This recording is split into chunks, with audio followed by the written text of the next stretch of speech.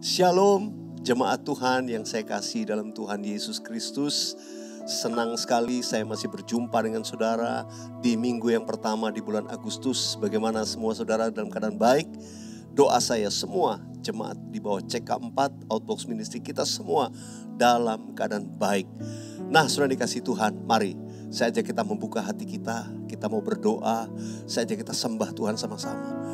Uria ramaya ramashandara labatakara labayara bayara labalabala. Hiara namayara lamayara lamayara maya sandi.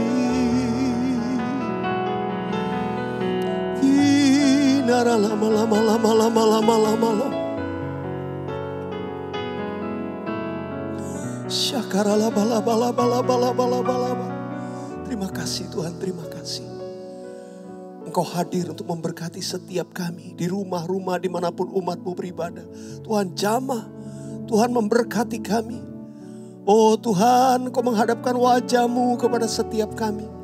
Memberikan damai sejahtera, melimpahkan kasih karunia-Mu buat setiap anak-anak-Mu. Tuhan, biar hari ini, di minggu yang pertama di bulan Agustus, kami beroleh berkat yang spesial di hadapan-Mu. Tuhan, urapi hamba-Mu, urapi setiap kami anak-anak-Mu. Kami akan duduk diam di hadirat-Mu untuk mendengarkan perkataan firman-Mu. Berfirmanlah kepada kami. Dan bukan hanya pengetahuan tapi kuasa dan otoritas untuk melakukan kehendak-Mu. Tuhan berikan pada setiap kami. Di dalam nama Tuhan Yesus kami berdoa. Mari bersama-sama kita katakan amin. Amin. Nah, saudara dikasih Tuhan. Kalau saya boleh berikan judul hari ini khotbah saya. Itu menjadi para pemenang di masa yang sukar. Masa pandemi ini banyak orang berkata ini masa yang sukar, Pak. Tapi kita percaya, kita adalah orang-orang yang Alkitab berkata kita ini lebih daripada orang-orang yang menang. Karena apa? Kasih Tuhan Yesus atas kita. Karena itu mari, saya ajak kita membaca firman Tuhan yang pertama-tama kita baca dari Roma 8 ayat 35 sampai 37. 1, 2, 3. Siapakah yang akan memisahkan kita dari kasih Kristus? Penindasan atau kesesakan atau penganiayaan atau kelaparan atau ketelanjangan atau bahaya atau pedang. Sebab ada tertulis, oleh karena engkau kami ada dalam bahaya maut sepanjang hari. Kami telah dianggap sebagai domba-domba sembelihan. Tetapi dalam semuanya itu kita lebih daripada orang-orang yang menang oleh Dia yang telah mengasihi kita. Katakan amin. Kita lebih daripada orang-orang yang menang karena Yesus mengasihi kita. Tuhan Yesus mengasihi saudara.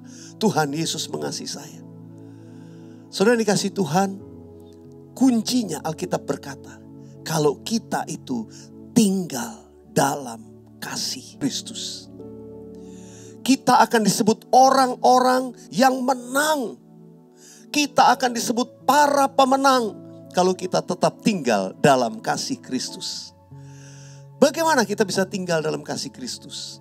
Kita sudah tahu, kita sudah belajar lama. Saya percaya saudara mendapatkan pengurapan sebagai para pemuji, penyembah. Ya, yang suka memuji, menyembah Tuhan. Itu adalah kunci untuk bagaimana kita berada di hadirat Tuhan. Karena itu saya percaya seorang pemenang itu mereka akan tetap menyembah di masa yang sukar. Katakan amin. Boleh katakan kepada dirimu, saya tetap menyembah di masa yang sukar. Katakan amin. Tetap menyembah di masa yang sukar. Saudara yang dikasihi Tuhan, saya hari-hari ini banyak mendapatkan kesaksian. Saudara mungkin banyak mengikuti setiap hari Jumat. Saya ada worship with Beliar atau sudah mengikuti melalui YouTube. Saudara, saya banyak menerima kesaksian. Mereka mengalami masa yang sukar, masa yang sukar. Baru saja sebelum saya datang untuk merekam khotbah ini, saudara, saya tuh baru membaca sebuah kesaksian di YouTube channel. Saya baca bagaimana seseorang yang dia mengalami keadaan sakit. Dia terpapar COVID, dia dirawat di rumah sakit. Sampai sudah hari ke-14, sampai hari ke-21 masih dinyatakan positif. Dia waktu itu sudah bergumul, sudah depresi. Tiba-tiba dia buka YouTube channel. Lalu dia worship bersama-sama dengan saya. Pada waktu dia cuma nyembah. Wah, malam itu dikatakan dia dikuatkan, dia dibangkitkan kembali.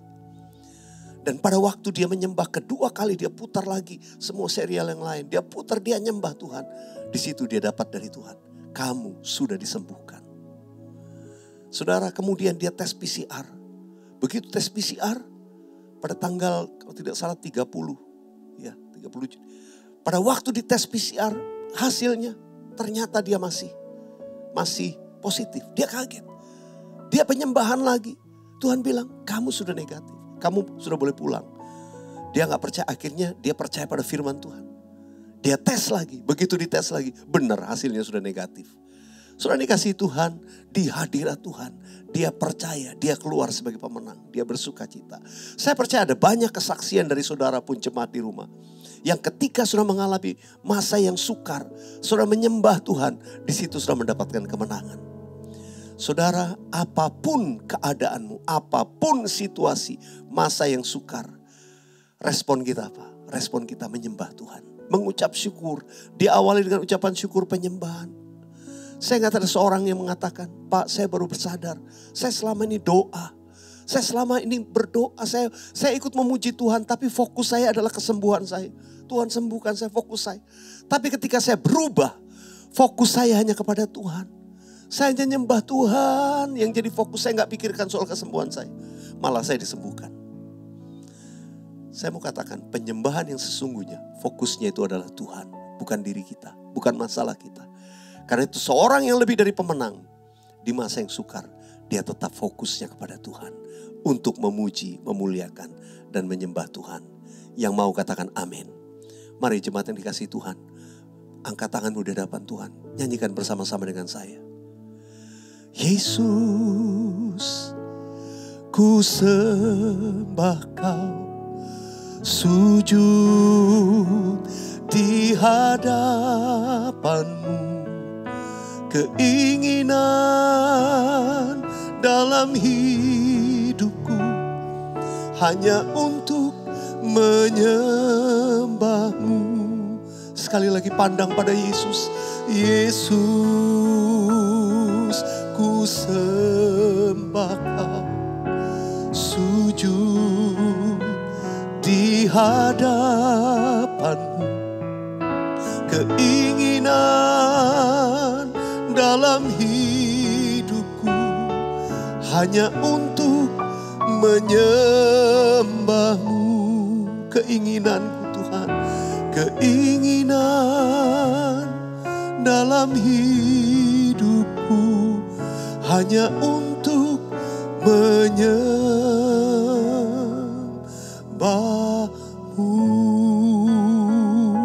Mari saya ajak kita buka kedua tangan kita sembah Tuhan.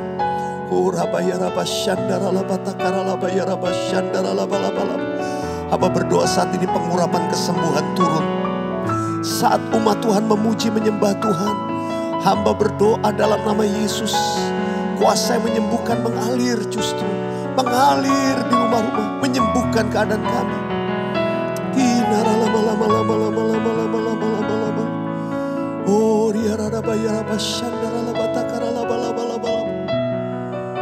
Terima kasih Tuhan, terima kasih. Terima kasih.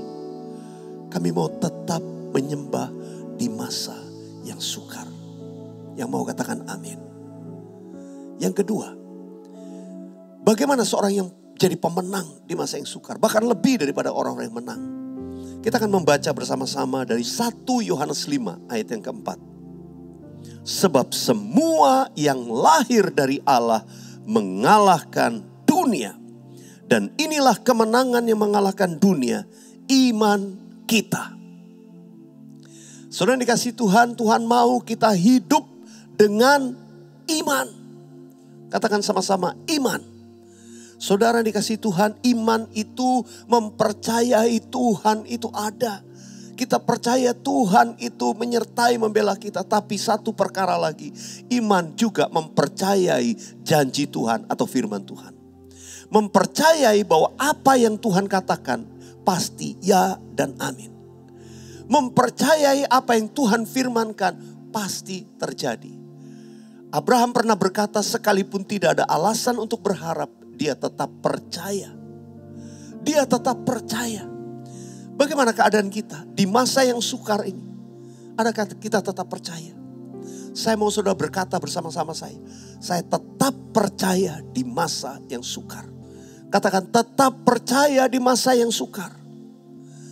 Saudara mungkin sudah mengalami kesulitan ekonomi, keuangan, masalah pekerjaan, masalah bisnis. Mungkin saudara yang kena PHK, apapun mungkin situasi yang saudara alami. Rasanya berat.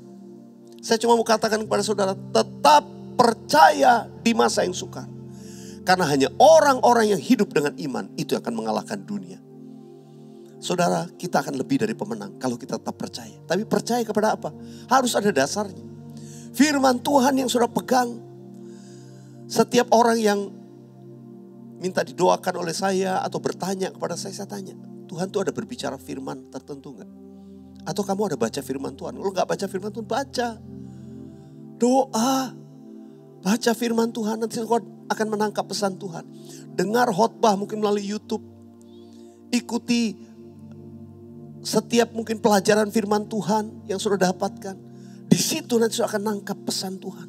Tuhan memberi konfirmasi kepada saya. Oh, Tuhan mau ini. Nah, kalau Tuhan berfirman kepada kita, kita harus percaya. Saudara dikasih Tuhan di masa yang sukar. Kadang-kadang ketika firman Tuhan datang, itu kita tidak mudah untuk mempercayai. Banyak orang gak mudah untuk mempercayai. Saya teringat kisah tentang Elisa. Ya, Nabi Elisa itu di kitab 2 Raja-Raja pasal yang ke-6 dan ke-7. Kalau sudah membacanya, kisah tentang ketika Raja Israel, ya, kota Samaria itu dikepung oleh Raja Aram. Pada waktu itu mereka sudah gak bisa berbuat apa-apa. Pintu gerbang kota itu harus ditutup, mereka isolated, mereka terisolasi. Orang gak bisa keluar, gak bisa masuk. Jadi ditutup kota itu. Untuk jangka waktu singkat mungkin masih gak apa-apa. Tapi lama-kelamaan mereka kehabisan persediaan makanan.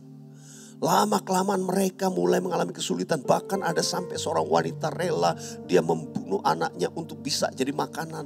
Saudara, mengerikan kisah itu. Sampai Raja Israel mengoyakkan jubahnya. Dan dia begitu marah, kok Tuhan bertindak demikian. Dan yang paling jadi tumbal disebut ini sebabnya karena Nabi Elisa.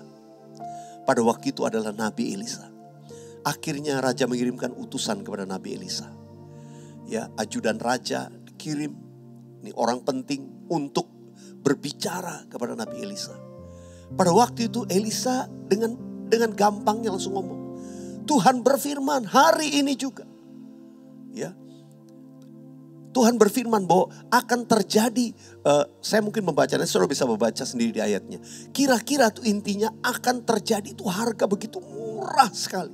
Barang-barang kamu dapatkan dengan mudah sekali. Cuma sekian banyak makanan kamu sudah bisa dapatkan dengan murah. Saudara, ini perwira raja ini ajudannya gak percaya. Dia bilang sekalipun Tuhan itu membuka tingkap langit, gak mungkin itu terjadi. Ini situasi sulit. Berapa banyak kita di tengah situasi sulit ini. Kita juga termakan oleh hoax, termakan oleh omongan ataupun cerita orang. Wah gak mungkin, ini parah, gak bisa. Saudara, mungkin itu keadaanmu. Sudah gak mungkin usaha dalam situasi yang demikian. Gak mungkin lagi. Demikianlah perwira itu berkata, gak mungkin. Apa kata Elisa kepada perwira itu? Sesungguhnya hal itu akan terjadi. Dan kamu akan melihatnya. Tapi kamu tidak akan menikmatinya. Sudah saudara. Dia tidak percaya kepada firman Tuhan. Apa yang terjadi? Di luar kota itu ada 4 orang kusta. Orang kusta ini berbincang satu dengan yang lain. Kemudian dia berkata, kita ini gak makan, lama-lama kita mati. Kita gak bisa masuk ke kota, kalaupun kita minta izin masuk, orang menolak kita mati. Kalau kita ke perkemahan orang Aram, kemungkinan kita mati dibunuh.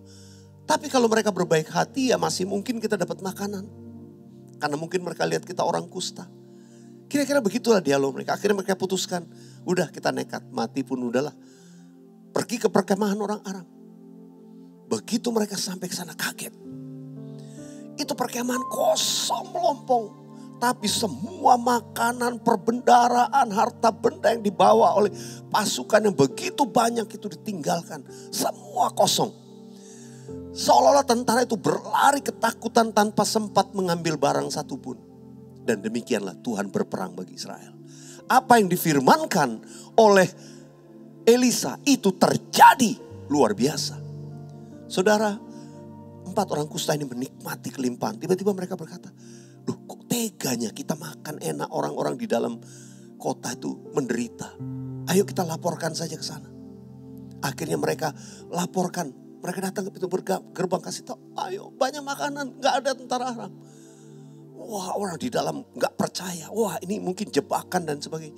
Tapi akhirnya sebagian orang mempercayai. Mereka pergi dan mereka lihat itu terjadi. Laporkan kepada satu kota. Mereka berlarian untuk pergi mendapatkan menjarah makanan begitu banyaknya. Dan apa yang difirmankan Nabi Elisa betul terjadi. Hari itu terjadi luar biasa. Ya, berkat blessing buat mereka. Dan perwira raja tadi, ajudan raja, cuma melongo. Dan tiba-tiba dia ditimpa oleh banyak orang, diinjak-injak dan mati binasa di pintu gerbang kota. Saudara, jangan sampai tidak percaya. Tapi biar kita percaya. Katakan sama-sama, saya tetap percaya di masa yang sukar. Sekalipun tidak ada alasan untuk berharap, tetap percaya. Saya pernah menuliskan nyanyian ini, kalau sudah tahu ikut nyanyi sama-sama dengan saya. Katakan, ku yakin akan firman-Mu Tuhan. Kuasa-Mu tak pernah berubah. Selama matahari masih bersinar, ku tahu mujizat-Mu tetap ada. Ku pegang teguh janji-Mu Tuhan. Meski tak ada alasan untuk berharap, selama bumi ini masih berputar, ku tahu mujizat-Mu tetap ada. Mari angkat tangan saudara, katakan, Yesus, Yesus, Yesus, ku percaya mujizat ada di tempat ini. Ku disembuhkan, ku dipulihkan. Yesus, ku percaya. Yang tetap percaya, angkat tanganmu, katakan, Yesus, Yesus, ku percaya mujizat ada di tempat ini. Ku disembuhkan, ku dipulihkan. Yesus, ku percaya. Yesus, ku percaya. Sekali lagi katakan, Yesus, ku percaya.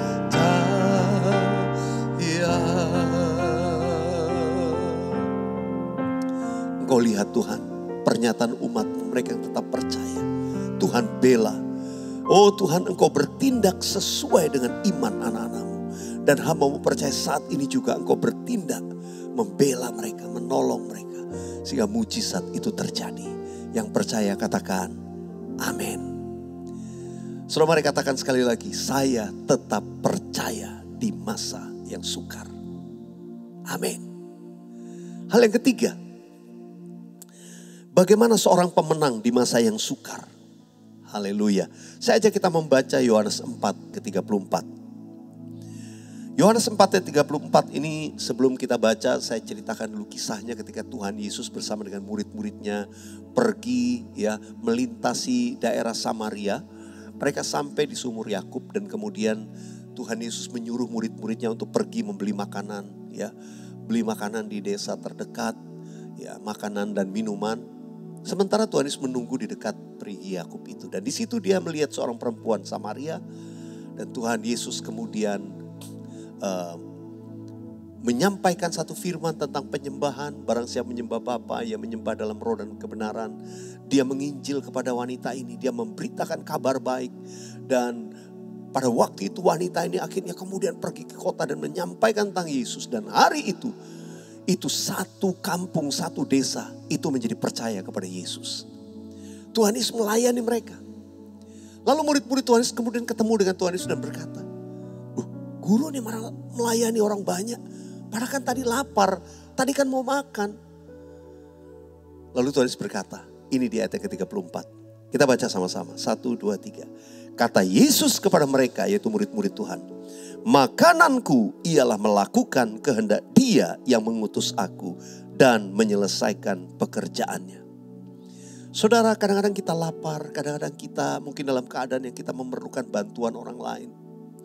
Tapi justru di saat itu Tuhan mengajarkan kepada kita untuk melakukan kehendak Bapa, tetap memprioritaskan kehendak Tuhan dalam hidup kita. Apa kehendak Tuhan? Tuhan Yesus mengatakan, pergilah jadikanlah semua bangsa muridku. Saudara dikasih Tuhan, ini adalah tugas saudara dan saya. Banyak orang berkata, Pak ini lagi masa sukar. Kita lagi harus di rumah saja. Oh kita semua segala sesuatu online. Kita diam-diam saja, kita gak bisa lakukan apa-apa. Saudara dikasih Tuhan, saya percaya tidak demikian. Tuhan mau kita tetap menginjil di masa yang sukar. Katakan bersama-sama saya, tetap menginjil di masa yang sukar. Tuhan Yesus mengajarkan, dia mungkin sudah lapar, dia haus, dia nunggu murid-muridnya. Tapi ada sesuatu yang lebih prioritas. Di mana Tuhan Yesus kemudian memberitakan Injil dan satu desa itu bertobat menjadi percaya. Ada prioritas, yaitu melakukan kehendak Bapa, dan orang yang melakukan kehendak Bapa pasti diberkati. Dan inilah orang-orang yang dikatakan lebih daripada pemenang. Justru di masa sukar kita memberitakan kabar baik, menginjil dan juga memberitakan kabar baik, menolong mereka yang susah, memberikan penghiburan bagi orang lain. Sekalipun mungkin kita berkata saya lebih butuh penghiburan, saya lagi susah, saya gimana nih pekerjaan saya, penghasilan saya. Mungkin dalam keadaan gitu kita cuman berharap kita bisa dapat pekerjaan dan lain sebagainya. Yes, betul. Berharap ada orang yang tolong kita. Berharap mungkin ada yang memberikan jalan keluar, solusi. Berharap mungkin apa saja kebutuhan-kebutuhan kita yang sedang kita harapkan hari ini. Sama seperti Tuhan Yesus mengajarkan. Lagi lapar, lagi haus. Tapi ada prioritas yang lebih. Kalau engkau lakukan kehendak Tuhan, memberitakan Injil, memberitakan kabar baik di masa yang sukar, engkau lebih daripada orang yang menang. Engkau pasti diberkati Tuhan melimpah. Katakan amin. Saudara dikasih Tuhan, saya teringat kisah tentang Yunus. Yunus adalah nabi Tuhan yang pernah menolak disuruh Tuhan pergi ke Niniwe. Kenapa? Karena dia benci sekali orang Niniwe. Soalnya dia punya dendam sama orang Niniwe. Seolah-olah kalau Tuhan mau hukum. Oh, saya malah happy kalau dihukum. Berapa banyak kita melihat jiwa-jiwa, kadang-kadang kita subjektif dan berkata, biar aja tuh. Itu orang-orang yang model itu biar aja hancur. Tapi saudara dikasih Tuhan, adakah kita punya belas kasihan justru hari-hari ini kita mendoakan orang-orang yang mungkin kita lihat jahatnya. Nah, kembali kepada kisah Yunus. Yunus bukannya ke Niniwe malah pergi ke Tarsis. Kita tahu di situ kemudian dia dihukum, dia dibuang ke laut, dia dimakan ikan 3 hari. Lalu dimuntahkan. Dan akhirnya dia ke Niniwe. Apa yang dilakukan Yunus? Dia cuma beritakan, mungkin hatinya sebetulnya nggak terlalu gimana ya. Pokoknya pokoknya saya beritakan aja lah. Saya mau taat Tuhan, ampuni saya, ya udah saya taat, saya beritakan. Yunus memberitakan, dalam waktu 30 hari, kota ini akan ditunggang balikan, akan dihancurkan. Kecuali engkau bertobat, kecuali kamu bertobat. Wah, semua orang mendengar itu. Lalu kemudian sesudah memberitakan itu, Yunus pergi ke atas bukit. Dia kemudian memandang dari kejauhan. Yunus berharap apa? Berharap Tuhan hancurkan mungkin kota ini. Dia tunggu-tunggu. Satu kota itu bertobat. Bertobat. Mereka berbalik kepada Tuhan. Tuhan tidak jadi membinasakan, menghancurkan kota itu. Saudara dikasih Tuhan, Pada waktu itu saya membayangkan Yunus ini luar biasa. Ini KKR atau penginjilan. Ya mungkin cuma simpel aja dia beritakan kabar dari Tuhan, firman Tuhan.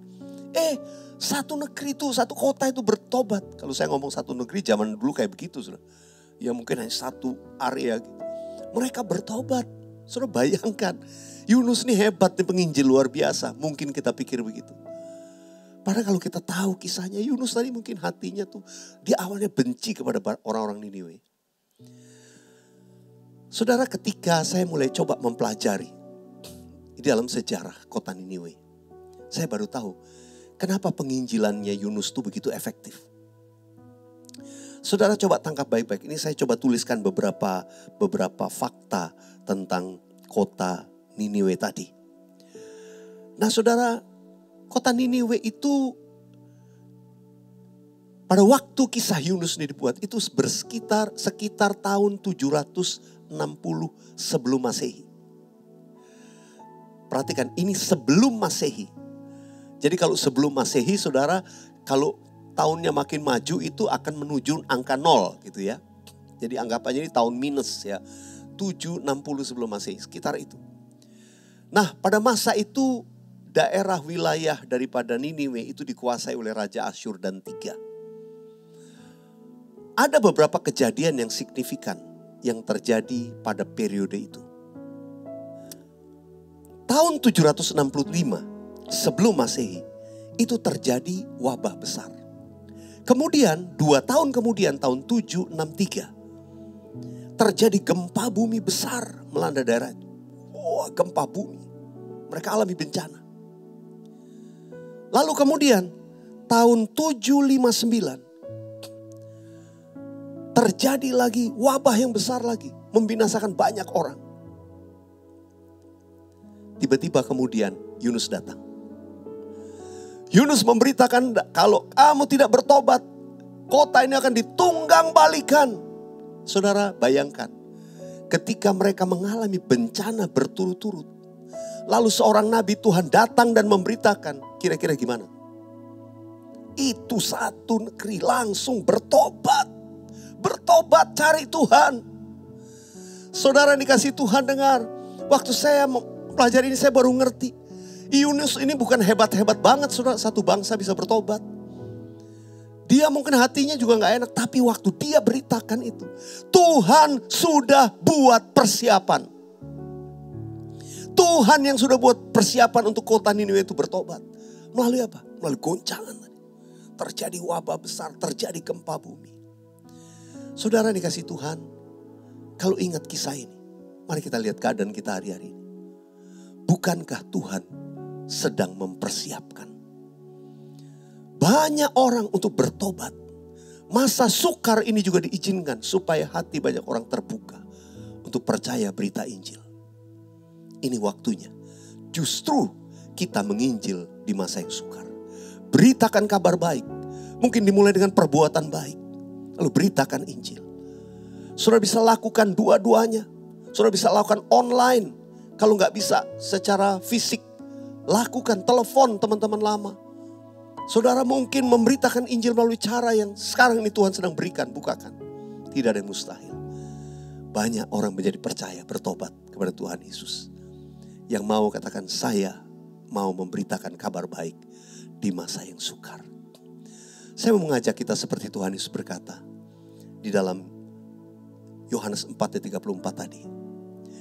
Makananku ialah melakukan kehendak Bapa. Makananku ialah menyelesaikan pekerjaannya. Sampai ku dapatkan mahkota kemuliaan dan memerintah bersama Dia. Sampai ku dapatkan mahkota kemuliaan dan memerintah bersama Dia. Mari kita angkat tangan kita, Tuhan pakai kami. justru di masa yang sukar untuk melakukan kehendak Bapa, untuk memberitakan kabar baik kepada banyak orang. Pakai kami, pakai hidup kami, selama masih ada kesempatan untuk kami memberitakan kabar baik. Oh Tuhan, terima kasih. Kalau Engkau membukakan kepada kami platform apapun, melalui online, oh Tuhan, melalui sosial media, namun juga kepada keluarga yang dekat, orang-orang yang bisa kami jumpai walaupun di masa yang seperti ini. Tapi kami percaya Tuhan, pakai kami dengan perbuatan baik dan juga memberitakan kabar baik untuk membawa banyak orang datang kepada Tuhan Yesus. Tuhan, terima kasih. Ini doa kami. Pakai setiap kami tetap menginjil di masa yang sukar. Dalam nama Yesus. Katakan amin. Amin. Saudara kasih Tuhan, mari. Sekarang kita akan masuk dalam perjamuan kudus. Perjamuan kudus adalah perjamuan Tuhan sendiri. Dan saya berdoa setiap kita melakukan perjamuan kudus dengan cara yang benar. Karena itu mari saja kita buka hati kita. Sama-sama di rumah saudara berada, tundukkan kepalamu. Arahkan hatimu kepada Tuhan. Mari kita introspeksi. Kalau mungkin masih ada dosa, pelanggaran yang kita simpan, kita datang kepada Tuhan, minta ampun. Ampuni saya Tuhan, ampuni. Ampuni saya Tuhan, ampuni. Jangan menyimpan dosa, supaya tidak ada penghalang untuk berkat Tuhan turun atas setiap kita. Ya Bapa, ya Bapa. Biarlah kami menjadi orang-orang yang tetap melakukan kehendak Bapa di masa yang sukar. Tetap percaya di masa yang sukar. Dan tetap menyembah di masa yang sukar. Terima kasih untuk firman. Sekarang berikan kepada kami hati yang taat, hati yang baru. Biar melalui perjamuan kudus ini kami diubahkan, dibaharui. Layakkan kami untuk terus berjalan melangkah bersama dengan Engkau Tuhan. Engkau akan memberkati setiap anak-anak-Mu melalui perjamuan kudus ini. Terima kasih ya Aba, terima kasih ya Bapa. Dalam nama Yesus kami berdoa. Amin.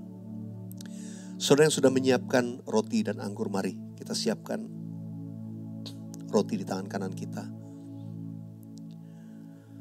Saya akan bacakan sesuai dengan apa yang firman Tuhan katakan. Sebab apa yang telah kuteruskan kepadamu telah aku terima dari Tuhan. Yaitu bahwa Tuhan Yesus pada malam waktu ia diserahkan mengambil roti. Dan sesudah itu ia mengucap syukur atasnya. Ia memecah-mecahkannya dan berkata, inilah tubuhku yang diserahkan bagi kamu. Perbuatlah ini menjadi peringatan akan aku. Saudara dikasih Tuhan, bukankah roti yang kita pecah-pecahkan ini adalah persekutuan kita dengan tubuh Kristus? Mari kita makan dalam nama Yesus.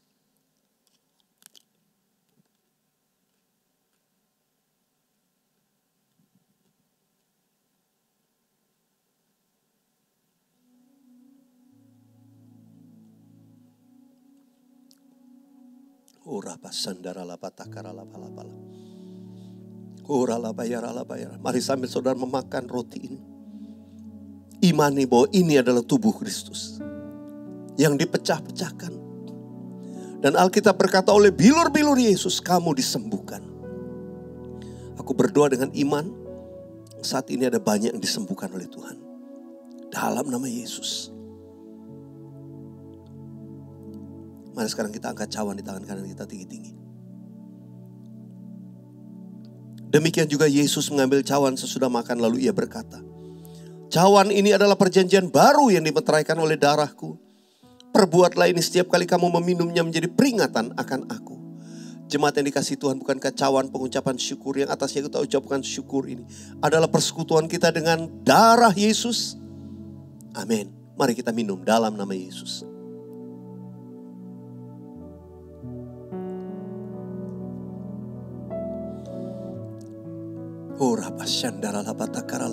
Imani saat ini, imani.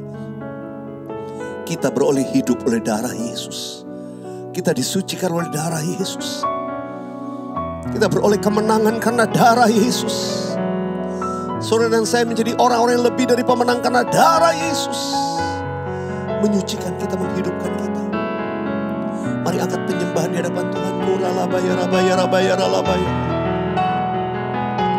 Sikiara lama ya lama lama lama lama lama lama lama lama lama lama lama lama lama.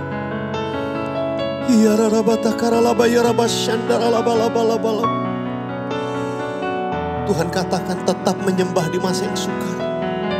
Tetap percaya di masa yang sukar. Tetap melakukan kehendak Bapa di masa yang sukar. Tetap menginjil di masa yang sukar. Tetap memberitakan kabar baik di masa yang sukar. Tuhan, ini kami anak-anak. Ini kami Tuhan. Tanda kami percaya. Kami angkat tangan kami. Kami sembah Engkau Tuhan. Saya ajak kita sekali lagi katakan bersama-sama. Yesus, ku sembah Kau. Yesus, ku sembah Kau. Sujud di hadapan-Mu. Keinginan dalam hidupku hanya untuk menyembah-Mu.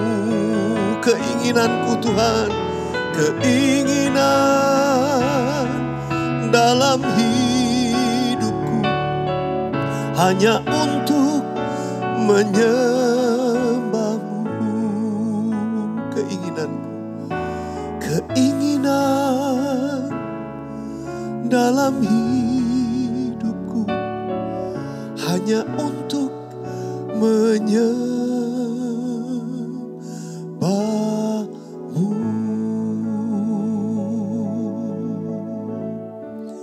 Terima kasih Tuhan, meteraikan firman-Mu dan meteraikan setiap janji-Mu. Bagi mereka yang percaya, terjadilah sesuai dengan firman-Mu. Terima kasih Tuhan, kami menjadi para pemenang di masa yang sukar. Dalam nama Yesus, yang percaya bersama-sama katakan, Amin. Amin. Haleluya.